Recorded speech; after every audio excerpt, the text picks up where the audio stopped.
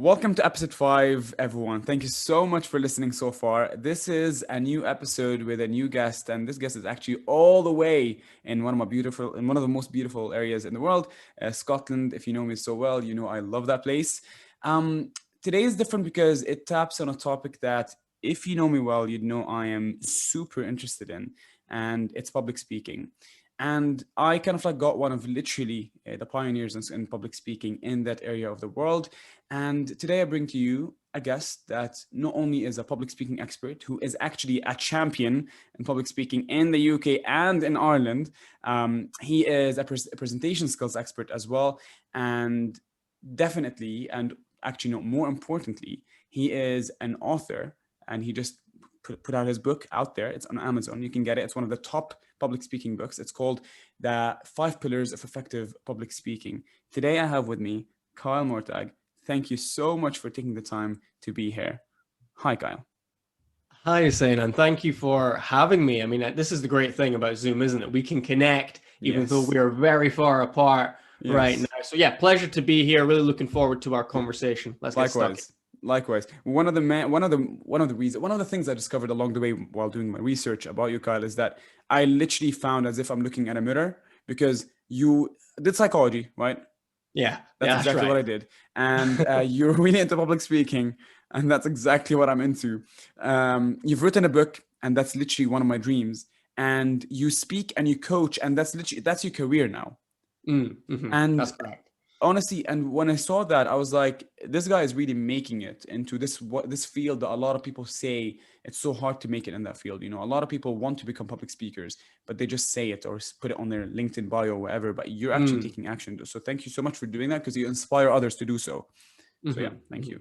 No, thank you for watching the videos, for following the journey and being part of it. And it's great to hear that, because so often, you know, when we're in the race and we're trying to make things happen, we don't know if we're having an impact or not. But so I really do appreciate when you say words like that. So thank you. I really do. Whenever I do interviews with guests, there's always a question I ask them, is that, especially because we all kind of like in the same age, we're young, is that if we were to go back 5 years, did you imagine that someone would do a podcast with you and would introduce you in this way? Yes, but not necessarily for public speaking. I've always had a desire to do something with my life. I just wasn't able to quantify it for a very long time. And I don't know why. I mean, when I was a kid, my dream, my aspiration was to be a professional footballer, like many kids, and long story short, I just wasn't good enough in the end. It was more up here, which was the problem for me with the football. And so I've always had a desire to really do something, I guess, in the public light to an extent. So yeah, I would see myself doing interviews. I wouldn't know what for, but yes. And I think that's a key part for anyone who's wanting to do something like that in their life. You need to have that drive within you, and I think sometimes it's cultivated, it mostly isn't, and sometimes there's that natural spark as well. And I think, just speaking to you for this short period of time, Hassan, I can tell you've got that spark and desire as well. You're doing things that are not required of you. No one's requiring you to do this podcast, but you're doing that yourself of your own esteem, and that's the great thing which people can do nowadays, and I just love it. It's infectious. Absolutely. I think what's missing really nowadays in society is that a lot of people don't have a long-term goal. And because when you have a long-term goal, long-term vision for yourself, and it all starts with self-awareness, right? If you're aware of who you are, what your skills are, what you're good at, what you're bad at, what you want to improve in, and then you have that goal at the end of the road, the tactics along the way just put themselves into place. Yes. So you did a lot of things along the way that put you in situations that literally brought you to this podcast. But I think it wouldn't have happened if you hadn't taken the first steps initially and taken that risk. And it all starts with kind of like the self-awareness. Yeah. I mean, working on myself, it really starts with self-confidence, I think, is the bedrock to anything that you're trying, when you're really going for your goals, when you're putting yourself out there. You've got to have that self-belief in yourself to begin with, right? That's something I've been working on since I was age of 15, really. And when I was at school, I was not very confident at all. This was part and parcel why the football did not work out at all for me. I just did not have the confidence on the pitch. I did not have the confidence in school. Outside of school, I had confidence nowhere. And I kind of became over the years quite obsessed to figure out what confidence is, how to develop it and bring it into your life. And what I learned is there's no immediate fix like that, despite what people tell you. It's a long-term process where you have to get to know yourself, understand who you are, and then begin to build your life and disciplines until you can be the person you want to be. So yes, it's about building that confidence, and then that gives you the solid base to go and attack your goals. Absolutely. So, because the thing is, you said you want to be a footballer, and then life took you, and you went to university and whatnot. But really, the question is, because public speaking is such a it's such a difficult world to get into. And really, what brings you into the world of public speaking? So it was by accident, to be honest with you. Like I said, I wanted to do something with my life, but I just did not know what it was. That's why I took psychology, because I didn't know what other degree to go for. Likewise. Put their hands up. I think that's what every psychologist says deep down, right? In fairness, initially I was considering maybe being a psychologist, but then I heard you had to do like another 6 years of education, and I was like, that is not for me. I'm not an education sort of person. I have dyslexia. I think in different ways, if you will. So I was at my third year at university. There's a 4-year degree, right? So 1 year left, and I still have no clue, and I'm really starting to panic about this by this time. So I decided I'm just going to try a bunch of different things. So I tried like different activities, different jobs. One point I was selling cuddly toy pandas on the street for WWF, the wildlife charity. Another time I was working as a lifeguard. I was trying all these other things out, but I did go along to something which had an impact on me. And that was a speakers club. Yeah. Have you heard of Toastmasters? Of course. Yeah. I didn't go there, but I went somewhere similar. And that was where I had my first opportunity to speak in public. And what they do at these clubs is they do table topics. Yeah. It's basically impromptu speaking. They ask people a question off the cuff. You have to go up straight away. It's scary, isn't it? Oh yeah. And my first ever topic was, and I think you'll enjoy this one, was Kyle, if a zombie apocalypse happened in Glasgow, where would you go? Oh. And I was sitting there like, what the fuck? No, I couldn't believe it. But anyway, I found myself up there staring at all these people, about 20 of them staring back at me. Oh, no. And I just absolutely freeze. My mouth goes dry. Places which are meant to be dry, my body turn wet. And I literally say 2 words and sit back down. And when I sat back down, I thought to myself, wow, I've got a real issue here. I've got a real visceral fear of public speaking. And I should do something about that, because no matter what direction you go in life, you have to face this. You have to present at some point. So I thought to myself, I might as well sort this out now. So I kept going back there, kept refining my skills. And then eventually, after I got past that initial fear, I started to enjoy it a lot more. And then people at the club started offering me opportunities, speaking in front of larger groups, larger audiences. I started competing, had success there. So by the time I was graduating, I had a few clients from the speaking gigs I was doing while being a student, Yeah. And I also had some accolades in terms of competition wins. So it made sense just to go for it and try starting a business by the time I graduated. So that's really how I got into it. Wow. Coincidence. Can you tell people what the 2 words were? Yeah. I said the pub. I love that. That's my favorite story, because I read it in your book and I was like, oh my God, that's such a Scotland thing to say, is the pub, That's a student lifestyle, right? Yes, exactly. One of the most beautiful things I've ever heard was by Jay Shetty, and I say this to my friends all the time. And he said, like, you cannot be what you cannot see. And I think a lot of people don't see it that way, where they look at themselves, they were like, okay, I studied engineering, therefore by default I need to become an engineer, and I cannot look at anything around that. And I think it's such a shame, because you went into this speaking club, whatever, and you kind of like told yourself, I'm going to try something different.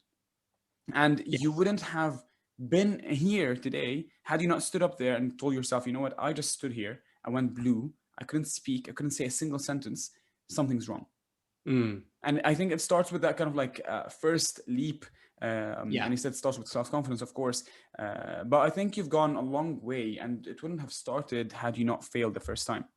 100%. And it was a game-changing moment for me. It really was, because I thought I had myself together in terms of my confidence and all of that. I didn't know where I was going, but I knew I felt good about myself. But that changed things. That made me realize there's another form of communication I know nothing about, I'm terrible at, and I need to learn about. And the great thing about public speaking is once you, and you will have felt this yourself, once you embrace it, once you enjoy it, all other forms of communication become a hell of a lot easier. Absolutely. You know, having difficult conversations with people, starting conversations with people, going to a networking event, all of these things are not as daunting as public speaking. And that's the beauty of it. You set the bar so high, everything else just falls into place. Absolutely. I think when you start, literally about a week ago, I met a person who was like, Hussein, can you help me with public speaking? You know, when I stand up, I'm so anxious and whatnot.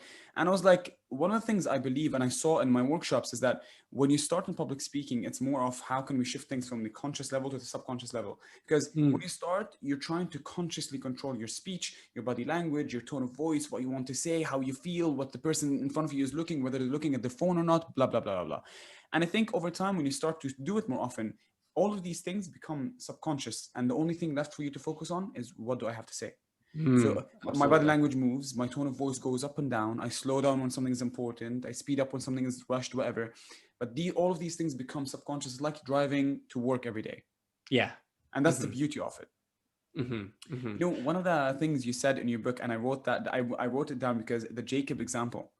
Can you tell the people what the Jacob example was? Because I think that was such an inspiring thing for me. When I read it, I literally got goosebumps in the book, because I felt I related it to so much, because it also reminded me of your story when you stood up and said 2 words, the pub, and how he stood up for 40 seconds. Can you tell people? It's in the book, and people, I hope they read the book and read it for themselves. Yeah, sure. So basically the Jacob example, the point I'm trying to illustrate with it is that it doesn't always have to be your story that you share. You can share other people's stories, which are impactful as well.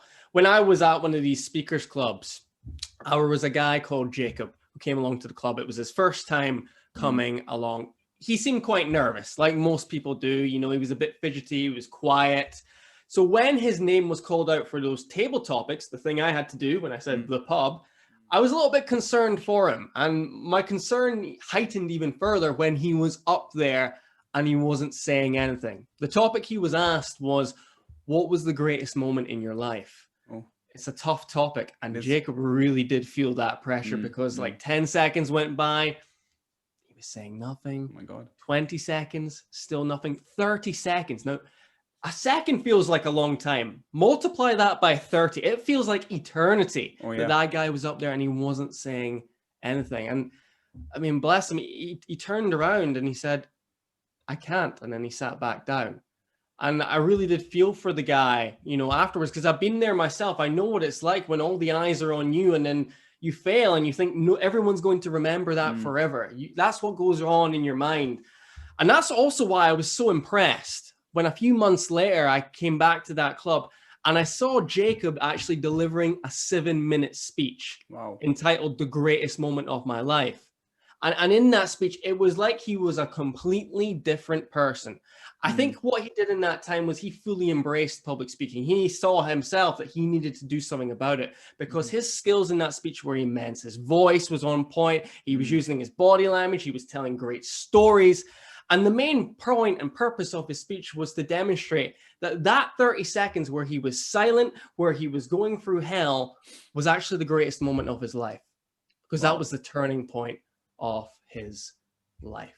And that's the power of sharing someone else's story, because I think we can all relate to that. We've all got a turning point at some point in our life, and that's the story there. And there's something really powerful, and credit to Jacob. He did a tremendous job with that speech. Tremendous job, Jacob, if you're listening to this. And yes, you nailed it, Jacob. You wrote, because with the way you wrote it down, you were like, Jacob found his voice. And the question I wrote down here is kind of like, when did you find your voice? And I'm assuming it was that moment when you stood up, when you said 2 words. Yeah, for the first time, or my lack of voice, for instance. And I needed to develop that. So it was going back there. That's what helped me unlock my voice. I think we've all got a voice, right? We just need to find a way to unlock it. And it takes the correct environment, the correct people around you, because everyone can do public speaking. This is not like an Olympic sport where, you know, you have to run 100 meters under 10 seconds and there's only a small percentage of the population who can do that. Everyone can do this. It's about acquiring the skills, like you say, getting it into the subconscious. So then it becomes natural. Absolutely. I think it's mentioned, speaking of the voice, and you know, a lot of people, when they start to do things, there's this little voice inside their head that says, you can't. What if you fail? What if you stumble? What if you stutter? What if? how has that voice changed over time for you? Like where it says, I can, I can, I can, I can. Yeah, so it's changed over that journey I had with developing my confidence. So from, 15 below, even Mm, 15 to probably the age of 20, I was hearing that voice on quite a mm, regular basis. I can't do this. I can't do mm. this. You find all the reasons why it's a bad idea, Yeah. right? And the only way to move the needle there and silence that voice is through action. It's for proving to yourself that you can do things. Now Mm, that might be something small. For instance, if you see yourself as not a very fit person, going for a run on a Saturday morning for 20 minutes, maybe that's one step in the right direction for you, right? It's maybe making your bed in the morning, maybe waking up at a certain time, sorting out the basics first, your foundation, and proving to yourself that you can do the little things, and then that will help you do the big things as result. It's all a knock-on effect, you know? You know what I mean? wow. I wouldn't want to say it's a domino effect because the dominoes go down, but it's more Yeah. the dominoes going up with the little things which push you in that direction. Does that make sense? It definitely does, definitely, because I think looking back as well, like I mean, something similar where before when I was 15, I was literally a wallflower where I couldn't approach people. I simply couldn't. I remember the first time ever I couldn't speak to a girl. I went to my friend. I was like, his name was Kareem. I was like, Kareem, how do you speak to people?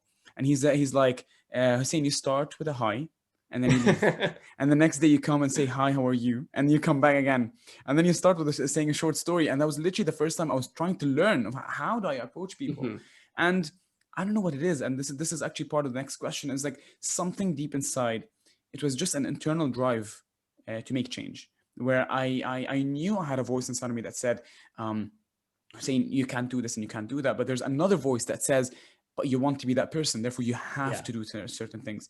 And the next question actually goes back to that, kind of like it really hits the growth mindset mentality, because one of the Mhm. sentences you wrote in your book, and I quoted it literally, you said, tomorrow will do, however deep down you and I know tomorrow will not do. Yeah. And that sentence really, I don't know, it really resonated with me. And the question I want to ask you is that how has that mindset manifested itself in your life? It's not easy that everyone wakes up every morning and says, you know what, I'm not gonna do things tomorrow, I'm actually gonna do it today, I'm gonna write a book today, I'm gonna record things on LinkedIn, and you're so committed with it today, Mhm. and I'm gonna post it, I'm gonna coach. How has it happened? Yeah, it's an overtime thing. I mean, initially, once you may get started and you say you make a commitment to yourself, sometimes you fail, right? Sometimes you don't show up to do that workout, or you don't make that video because you don't feel like it. Yes. I think this is the main problem. People get caught up in how they feel in the moment. Yep. And look, feelings are important. It's important to express yourself, but your feelings can hold you back.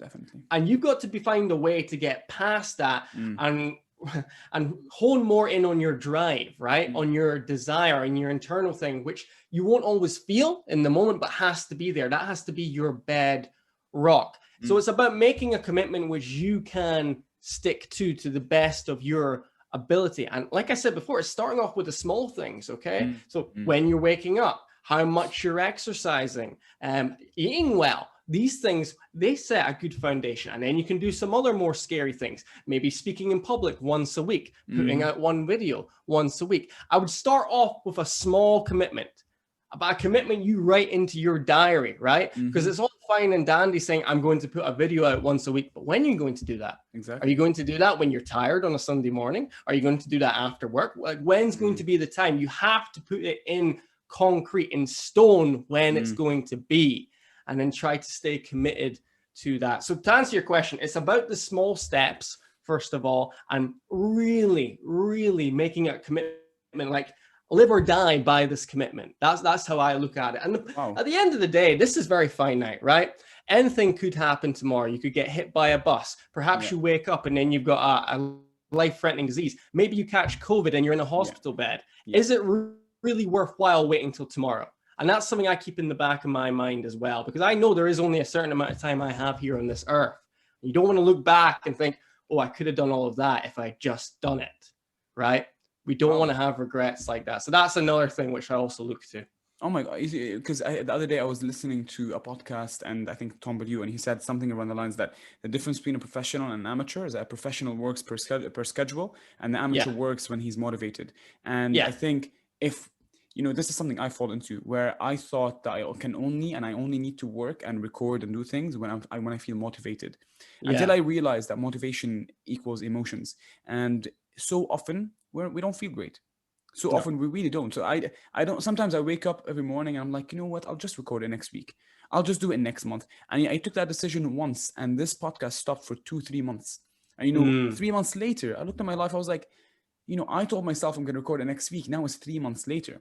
And Yeah. that's why kind of like I literally, to motivate myself, I write post-it notes. And if Mm. one of me, I wrote something around the lines that do it when you least feel like it. Mm. Because Yeah. if I was to do it when I least feel like it, at least I'll just fight because it's at the end of the day, it's really a mindset. It's like when you go into a cold room and you convince yourself that it's warm and you just feel warm suddenly. So it's Yeah. really kind of like a mindset that you convince with, and when you take that lifestyle, it's like a muscle, that you're Yes. training.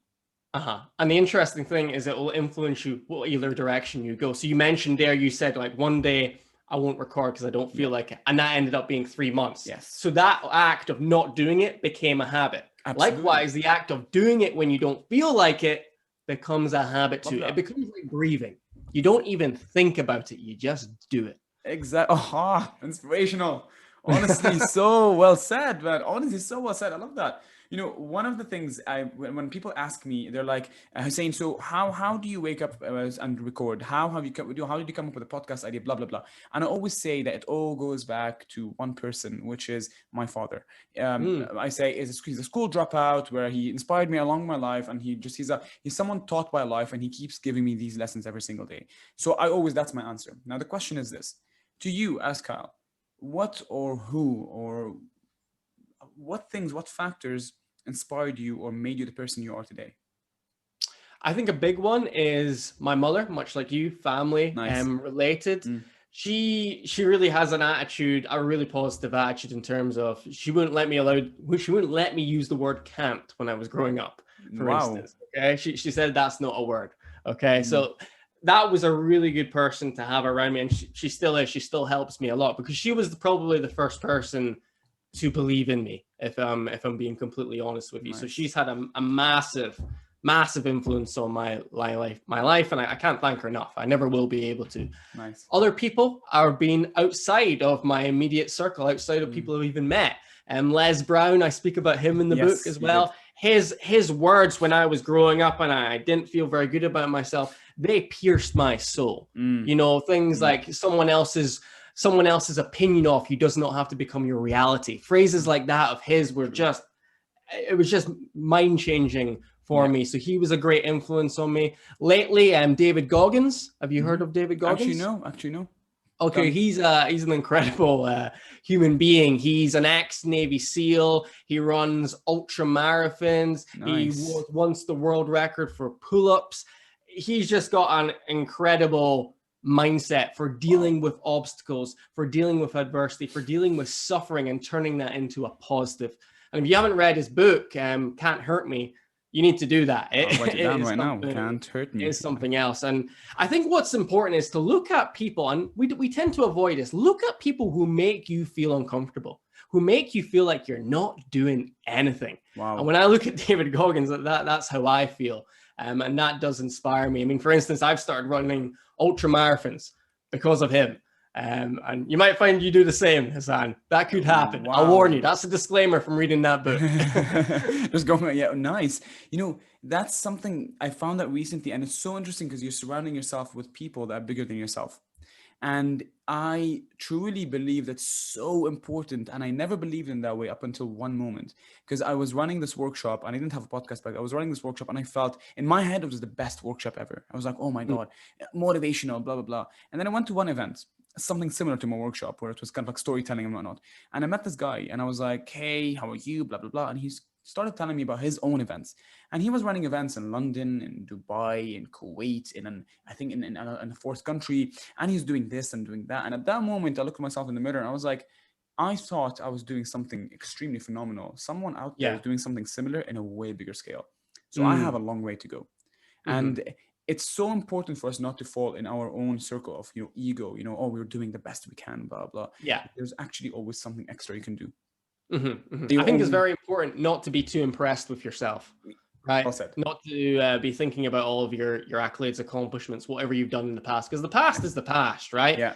Yeah. Really what we're doing going forward. Because if you're fixated in your past, you're going to stay there. And that's why I think you need to be looking forward into reaching more goals, doing new things, and even outside of and not necessarily always the things you're good at as well. You know, one of the reasons I picked up running was because I wasn't very good at running. I hated running. I don't enjoy running. And I think there's a lot to learn from what we don't like as well. And you often find it's what you avoid is what you really need to do.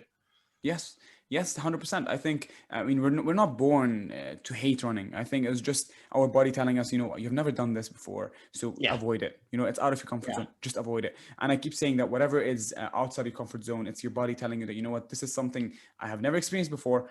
Don't do it. But that also means that if you do it, you're going to learn a lot, lot. But you have to look in that direction. You know, since you mentioned Les Brown, something similar in my life. When I was 18, I was doing my A-levels and I was deciding on what to study in university and what to do in my life. And I watched one video for Alan Watts, and the video was called, "What if money was no object? What would you do?" Like, what would you do if money was no object? And for some reason, I think that I keep asking myself that question every single day. And even because before we start recording, you were like, you're doing this without reason. You're doing this without income, without anything. This is a podcast. No one asked you to do this. And I think now that we're talking about this, it all goes back to the one question. Like Les Brown inspired you, and what's inspired something in me where, what would I do if money was no object? Well, almost this. Yeah, I just think this is the beautiful thing about the world today. We get so fixated on all the things wrong with the world, but there's a lot right with the world as well. That's true. I mean, 30 years ago, saying we would not have been able to reach these people. I would never have seen a video of Les Brown. You would never have seen a video of the man you met, Alan. What was the second name? Alan Watts. I'll link you. He's a philosopher. You'll love Alan Watts. Love that guy. But this is the great thing. You can be inspired by people outside of your immediate environment. And we both know a lot of people's immediate environment is not a good environment. Yeah. But we have that at our fingertips today. And I think it's just incredible. I really do. My dad, every single day, he tells me the one sentence, and I recorded a whole episode on that one. He says, "Hussein, one of the things I learned in my life is this," and a lot of people are going to think that at first instance it's unfair, but this is what he says. He's like, "Befriend the rich and you shall be richer, befriend the poor and you shall be poorer." And he keeps saying that not rich in money. He doesn't care about money is another thing, not rich in money. He's like, befriend the rich in mindset. Befriend the people that want to be something bigger. Befriend the people that actually wake up every morning, like yourself, guy, like actually thought to themselves, you know what, I have two options today. I can either go to the pub or I could simply sit and write a book, you know, but you might decide to do both, you know. So I think it's more of a, how can I get a balanced lifestyle where I hit on the goals and be uncomfortable. Start running. I've never done running. I might start it. And so write a book, you know, it's something on the list, but it's in front of me for months now. Just maybe having this conversation with you might have inspired something. Be like, you know what? I already have a title. I already have a concept. Just start building on it. So I think it's always, you're surrounding yourself with the right people will truly make a lot of difference. Absolutely. And I'll check in with you tomorrow to make sure you've started that book then. Thank you. Honestly, I really appreciate it. Hopefully, I really want to. Definitely out of the comfort zone. And, you know, that's I truly believe that's the place to learn. A question, and this is kind of like a psychological question. You know, in psychology, we always study nature versus nurture, and that's really a long-lasting debate. Public speaking, are people born public speakers or do they become public speakers? The answer is yes to both. So there is a small group who are naturally gifted at this, naturally gifted at communication. You see this in every aspect of life. You see it with salespeople, you see it with Olympic athletes. Yeah. But the vast majority, and I would argue those who are actually the best in the field of public speaking, develop it. Okay? Because maybe you saw this. I saw this a lot when I was at, you know, university, at school, growing up. Those guys and girls who had it all figured out, who seemed to be, you know, at the top, you know, maybe they were athletic, maybe they were popular, whatever it was, they tend to not put in as much effort because they've already got there. You know what I mean? They're already at the top, but the person who's at the bottom, who's not really anything at all, often has the desire to exceed afterwards. And I think when you're born with a gift, you can get a bit laxed on that. You can get a bit, you know, I'm already good at this. But the person who needs to work at it really appreciates it. because when you work at it, you earn it instead of just being given it. And that's why I think the best speakers are the ones who earn it. They have worked on their craft, and that is why they are at the top. So I would say I would lean more towards the second, but we can't deny there are some naturals out there. Absolutely. I think it's actually interesting because you just reminded me, and back in university in psychology, I remember this article that said they were measuring depression in gold medal winners, Olympic winners, or silver medal winners, and they found that gold medal winners were actually more depressed than silver ones because they had nothing further to achieve. Right, they're the best of the best. They're the best of the best. They were born the best, and they're still the best. Where the silver ones have someone to beat. Someone, including themselves, really. So yeah, it makes sense. It's always having something more to do all the time. Yes. I wrote down a question, and this is something that a lot of people ask me. So I want to ask you: do you think there's a secret to public speaking, like a secret recipe? A secret recipe. I think all the skills are out there for people to know. But what I will share is I think about presentations all the time, right? When I'm eating, I think about them. When I'm in the shower, I'm always thinking about presentations. I'm weird like that, okay? So here's what I've been thinking lately. What makes the greatest speeches, okay? What makes the greatest speakers? Here's what I think.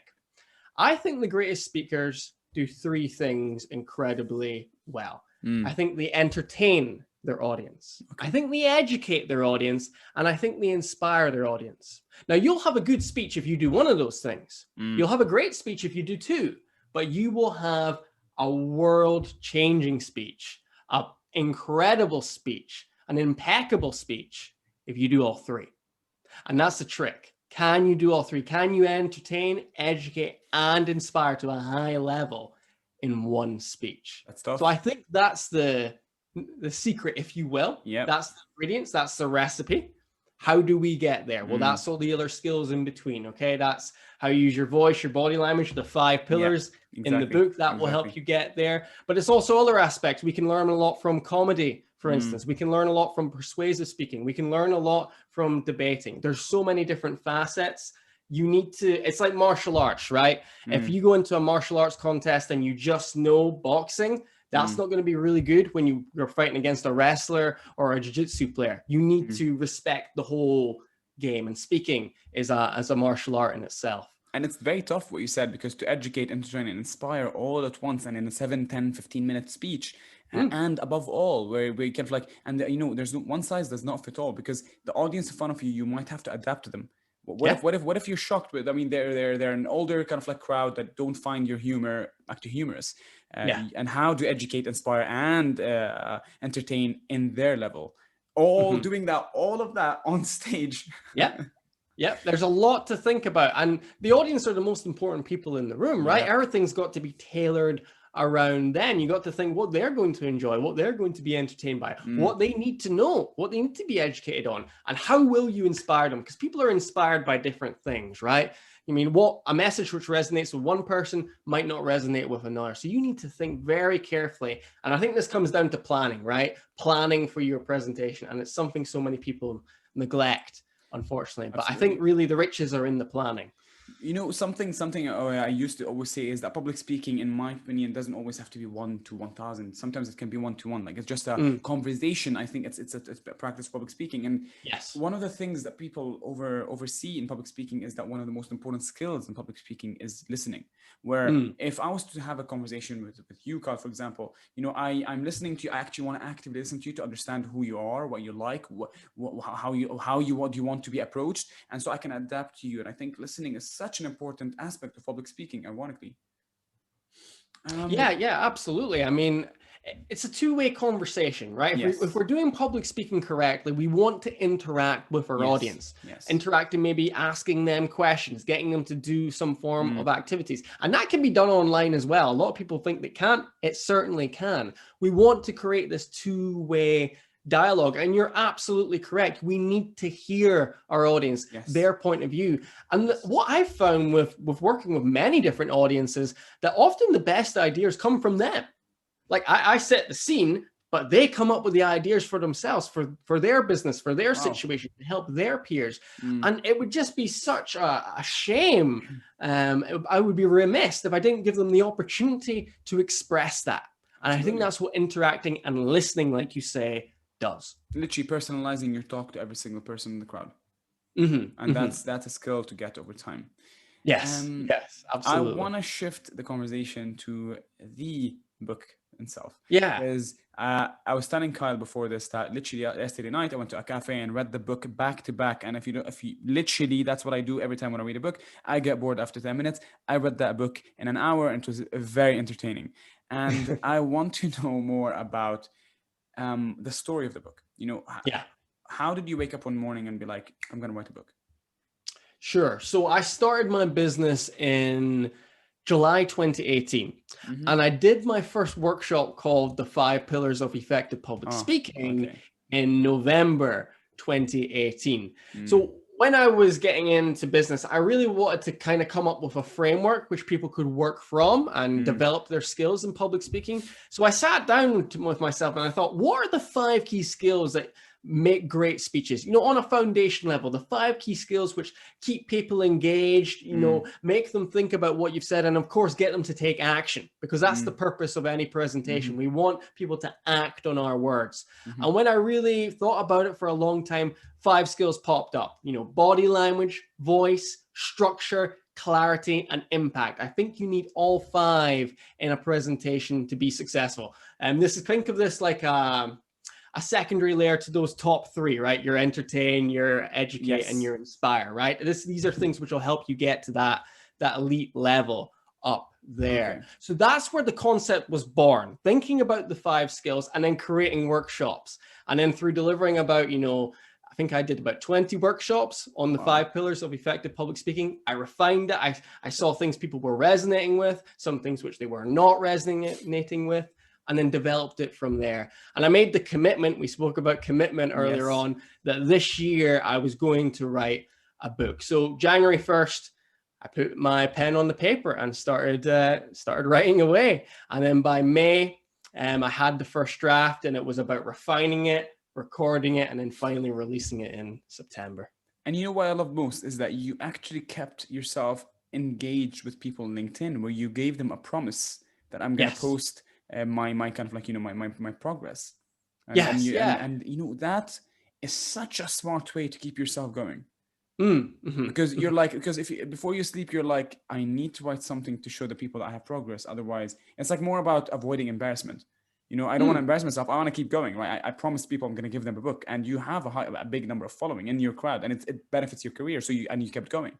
Yes, I think it's a great point, and thank you for picking that up. I was listening actually to a book while I was running this morning at the 12-week year, and it was talking about the importance of, sharing your goals with someone else, because it keeps you accountable. And I guess to an extent that vlog was for that for me. It was showing people that I was progressing, what I was doing each week to get there. And, it was good marketing as well from a business standpoint. But it's a good point. Keeps you accountable, keeps you active, keeps you thinking about the project, and then kind of discards that idea of procrastinating altogether. Absolutely. I think, and it also shows you that, even though you're thinking that a lot of people might judge the book negatively, you also have a lot of supporters.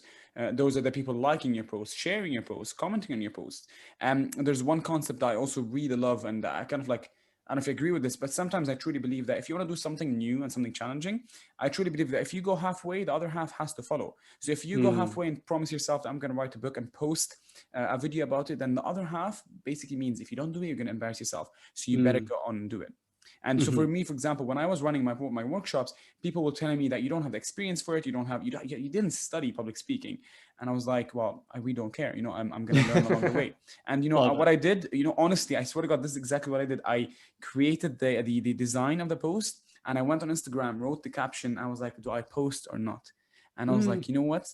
This is time to learn. I posted it, and I promised people that a workshop's coming. And I told myself, it's either it happens or I'm going to embarrass myself. First one happened. I was like, second one has to happen. Force myself to post it. And then I was like, second one has to happen. And then after the second one, it just rolled on. I didn't have to force it anymore. It just came because I discovered that, what? I liked it. And there are supporters that you don't imagine before you start. You always see the negatives, the judgments.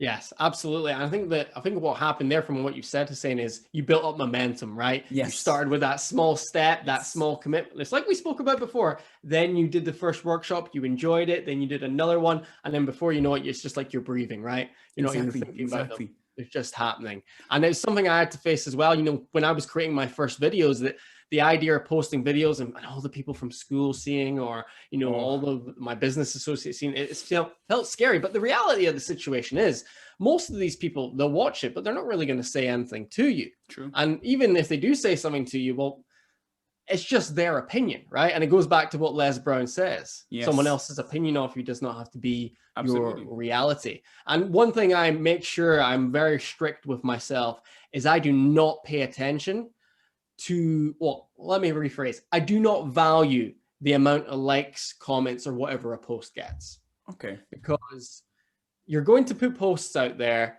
which just barely get anything, right? Barely any engagement at all. Maybe 1, 2 likes, maybe even 0 likes. Yeah. And it's easy to let your day get dictated by the amount of likes and comments you get. But that's not what you should do. That's allowing your entire external environment to dictate your internal feelings.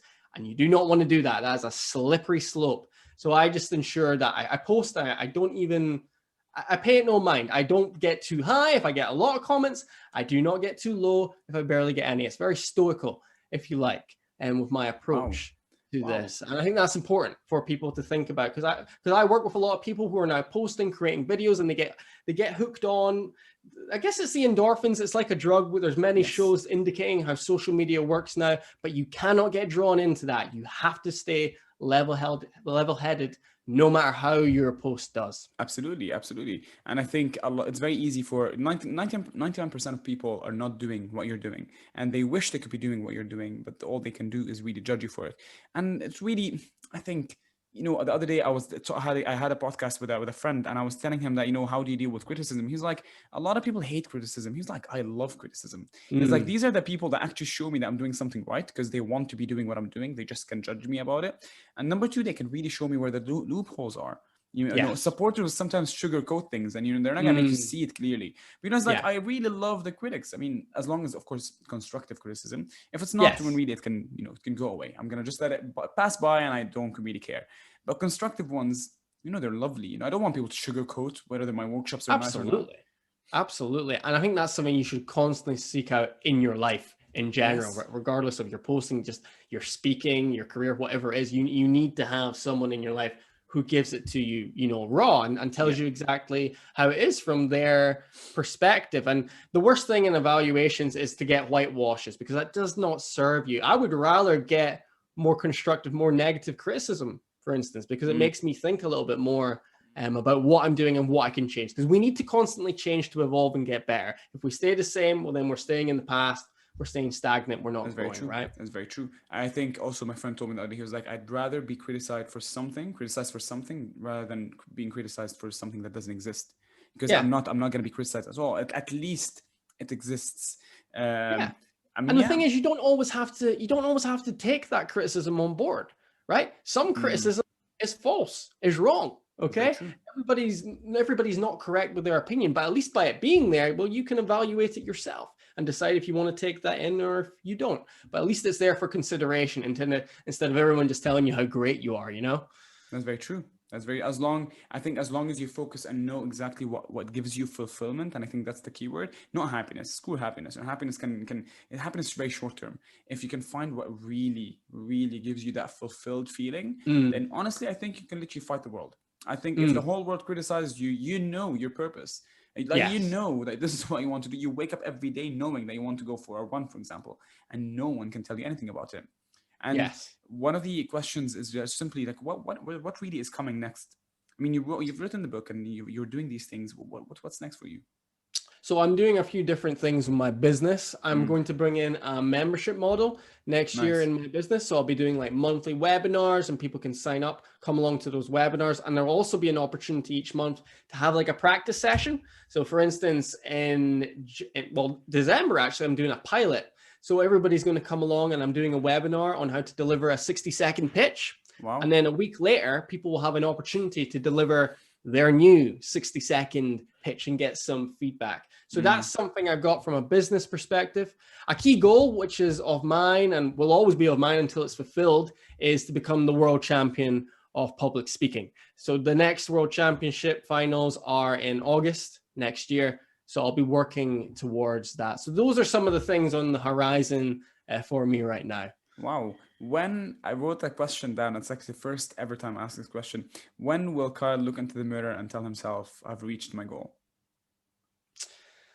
I think we reach goals, right? But then that's just the springboard for the next goal. I mean, my ultimate vision, if you don't mind me sharing, is I want to be in the conversation. By the time I'm like 70, 80, you know, my legs don't work or whatever, but by the time I get to that stage, I want to be in the conversation for one of the greatest speakers of all time. Wow. And that's a real thing for me. So there's certain things I need to achieve in order to get there by the time I'm 80 and dying in my bed or whatever. And, you know, one of these things is this world championship. That's just a goal. Once I get that, then sure, I've accomplished that, but there's still more stuff to do. And I think that's one of the key things. We spoke about fulfillment. We spoke about having a vision. Yes. You need to have a very long-term vision, because this is a long-term game. Life is an ultra marathon, not even a marathon. It's an ultra marathon. So you better be ready, and you better have something long-term, because the journey doesn't stop until you're dead. Something on a different note. What's the best memory you have in public speaking? The best memory I have? Yeah, that's a good question. Because your worst is probably the pub one.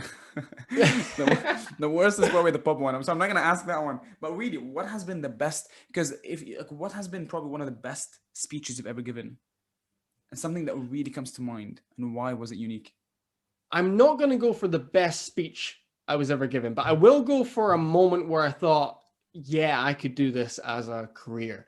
And it was not too long after the pub moment, to be honest with you. Okay. So if the pub moment happened in, I think, 2016, it was October. This was 1 year after, and I was delivering a presentation in front of 300 students.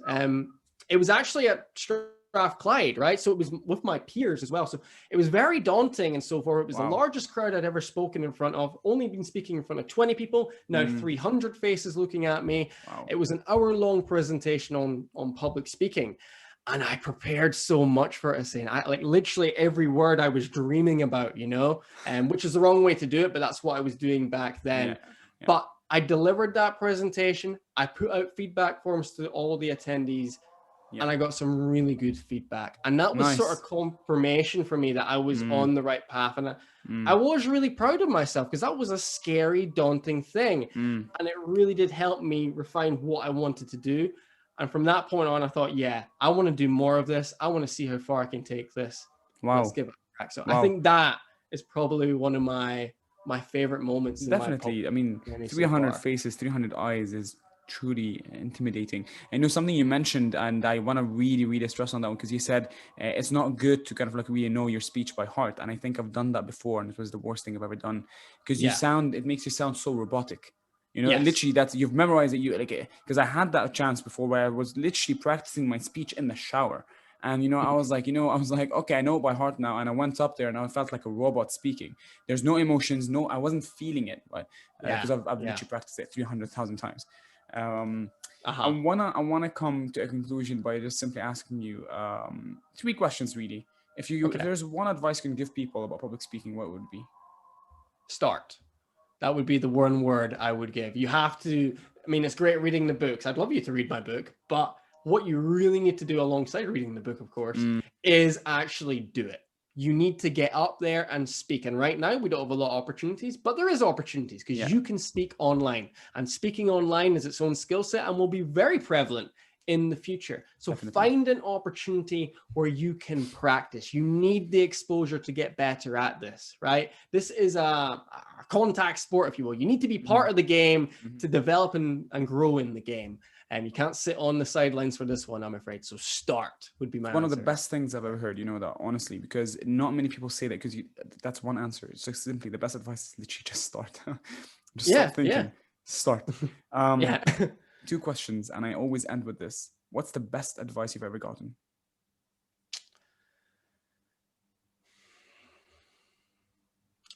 I think it's probably from my mom, I would Nice. say. Mm-hmm. It's not believing in that word can't, right? Not allowing that to dictate your internal up here, and always seeing the possibility for positives and potential that it can be done. So I think that would be the best piece of advice I've been given. It's something which has been instilled in me and helps me in more ways than I probably could imagine going forward. So thanks, Mom. Thanks, Cosmo. What's the worst advice you've ever gotten? The worst advice? To spread yourself everywhere, I think, is the worst advice I've been given. So, I mean, this is more of a business thing, but what I see a lot of people do is they have multiple different businesses all over the place. And there's some people with the entrepreneurial gift where that works great, but I'm not really talking about entrepreneurs as such. I'm talking about the people who call themselves entrepreneurs, but they're not really, you know, and they're doing multiple different things. And they just end up doing a lot of things not very well. It's great to have multiple sources of income, but I think people mistake what that actually means. I think it means having multiple sources of income within your one business. Okay. That's what I think it means. That's how I take it. I could be wrong, but that's my personal point of view. So spreading yourself too wide, I think, is the worst advice. I think it's just because you Carl, I think you've really put yourself out there in society at an early age, where you discovered what you want at an early age. Whereas a lot of other people, really, they keep themselves too stuck, again, as I said before, to their own upbringing, to their own major, to their own education, blah, blah, blah. And they only discover these things later on in life. And so they do end up spreading themselves too thin across 10 industries, 10 things, blah, blah, blah, because I want to find what really sparks an interest in me. And then until that day happens, because it could happen at 25, 30, 35, 60 for some people. But you're so blessed, and I'm so happy to see this, that you found it, and it's possible. For people that think that's not possible, it is possible. This is literally a living example. You can find the reason, or what gives you fulfillment at such an early age. 100%. And it's about trying things. I mean, this did not happen for me straight away. I've been pondering this question from a very young age, so I've been on a journey too. And I know you have as well, and you found what lights you up, which is great to see as well. We need more people like this, you know, who can find their thing and do it regardless, not being pushed by anything, not being pushed by any motivation, but their own wind and their own sails. And it's fantastic to see. It really is. Absolutely. Well, Kyle, honestly, I think I really, really want to thank you for this. It's been such a beautiful episode. Like the insight, the information, and I just want to say this, and I want to end this with my own call to action. Before you say it, because I want people to find you on social media. I mean it when I say this. Please, please, please, please go on Amazon and download the book and read it. If you're into public speaking, it's the 5 Pillars of Effective Public Speaking. Very simple title. Just write that up, and you'll find the book. It's one of the top ones right now. I think so. I think it's relatively up there in Audible for the audiobook. It's 8th in the world last time I. Wow, man! It's always changing. Congratulations! Lovely. Is there anything how can people find you? Yeah, so they can find me through the book, like you just said there. I really appreciate you saying that. It's on Amazon. You can also find it on my website at confidencebydesign.co.uk. It'd be great to connect with people on LinkedIn. Just type in my name, Kyle Murtagh. Murtagh is how you spell the second name. Not too many Murtaghs out there, so you should be able to find me. But yeah, I think those are the main channels. I'm also on YouTube as well. I post weekly videos on there. Just same again, type in my name, and you will get it. Well, there you go, guys. Thank you so much for listening. And you have Kyle here. Thank you, Kyle, again. And best of luck. Thank you, sir. All right. I'm going to pause it here.